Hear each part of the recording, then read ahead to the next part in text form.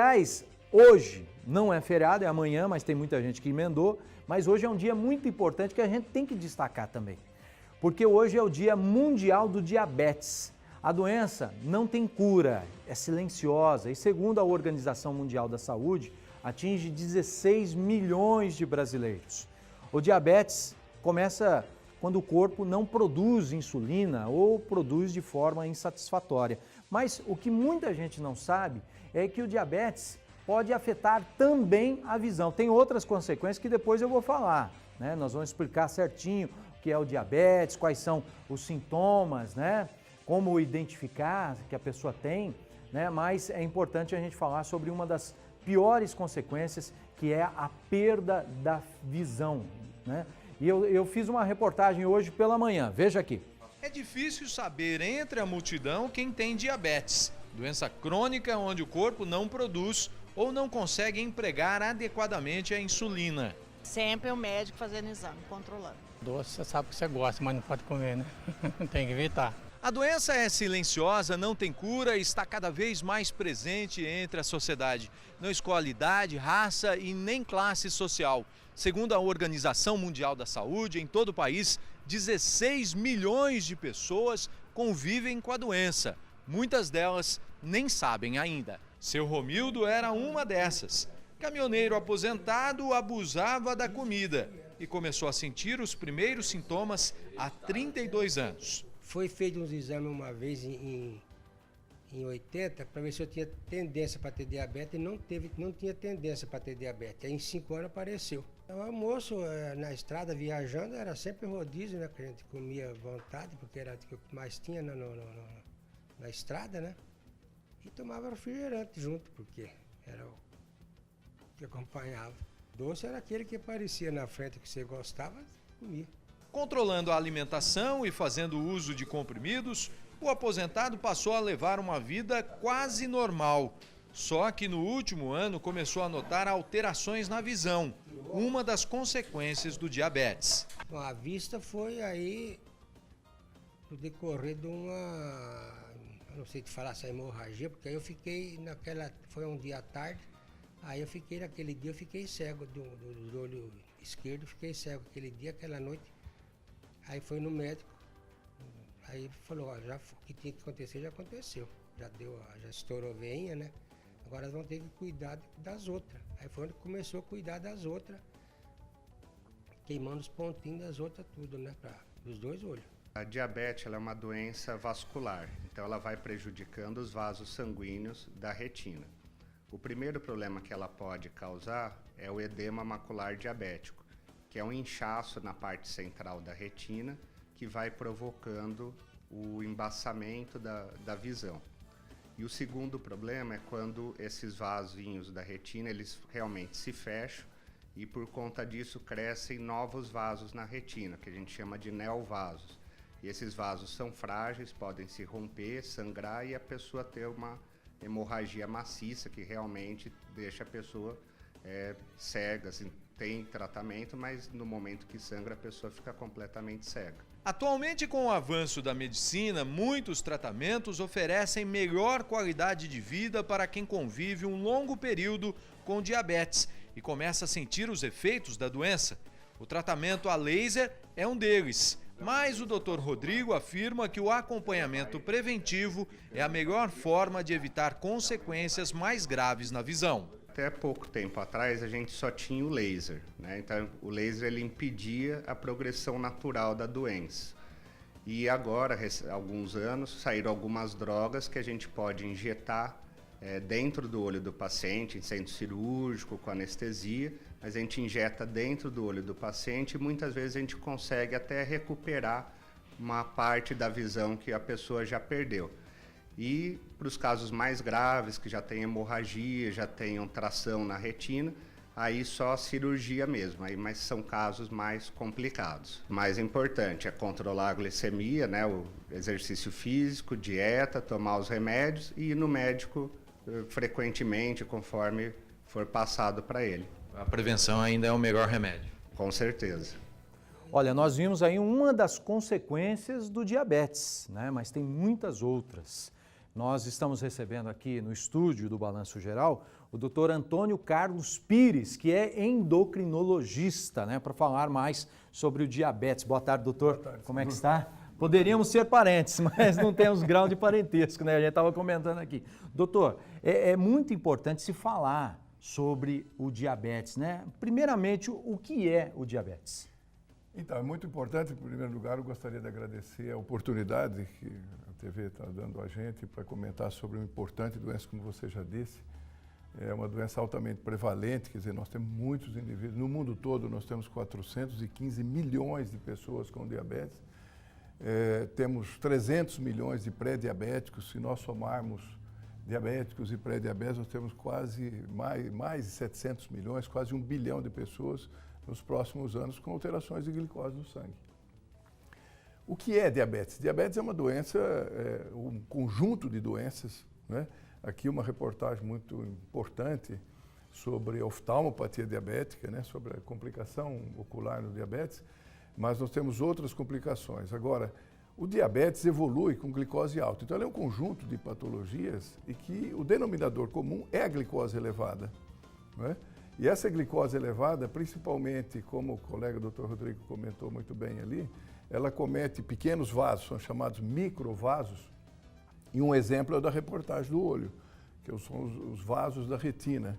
Mas nós temos outras complicações importantes, né? Microvasos dos rins, né? E os macrovasos, que é coração, carótida, doenças cerebrais, assim importantes. Então, o diabetes, resumidamente, é uma doença que tem uma deficiência total ou parcial de insulina e que cursa com glicose alta, com açúcar alto no sangue. Qual o órgão que produz a insulina no corpo? E por que ele muitas vezes acaba parando de funcionar? No pâncreas nós temos uma célula chamada célula beta. A célula beta é a célula responsável pela produção da insulina. E nós temos várias causas que podem levar à lesão dessa célula beta e ela diminuir a produção da insulina. Então, o diabetes, nós temos, por exemplo, o diabetes tipo 1, que é uma doença que o próprio organismo acaba destruindo a célula produtora de insulina. Esse diabetes tipo 1 é mais comum em crianças e adolescentes, em que o indivíduo, obrigatoriamente, já de início, tem que tratar com insulina. Quando essa alteração da célula beta é parcial, produz menos insulina, nós temos o diabetes tipo 2, que além de produzir menos insulina, tem a dificuldade dessa insulina, que é produzida com menor quantidade, de agir, que é o que a gente chama de resistência insulínica. Então, o diabetes tipo 2, que é o tipo mais comum de diabetes, tem deficiência de produção de insulina pela célula beta e tem dificuldade de ação da insulina. Então, a coisa é complexa, né?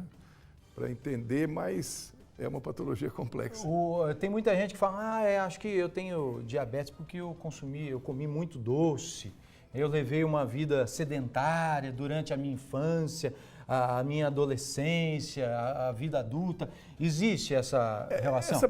Esse comentário seu é bastante oportuno. Quer dizer, na realidade, ninguém desenvolve diabetes porque come muito doce, né? Na realidade, o indivíduo já tem uma predisposição genética e, obviamente, quem come muito doce, qual a complicação mais frequente? Ganho de peso.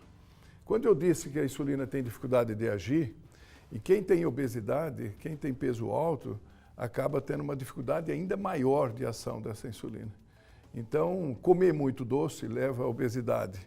A obesidade dificulta a ação da insulina. Se a pessoa tem predisposição genética a desenvolver diabetes, então une o útil ao agradável para desenvolver a doença. Tem gente que fala, eu tenho diabetes emocional, né? Porque eu fiquei muito nervoso, teve um trauma na vida. Existe isso daí? Olha, isso na prática também é extremamente frequente. Obviamente que o estresse, tanto físico como psicológico, ele é sempre um fator desencadeante, ele libera hormônios importantes para o organismo, são chamados hormônios de estresse, e esses hormônios são hiperglicemiantes, eles aumentam a produção de glicose no sangue, com o objetivo de defesa do organismo. Quando nós estamos diante de uma situação de estresse, a gente libera mais esses hormônios, principalmente adrenalina, glucagon e assim por diante.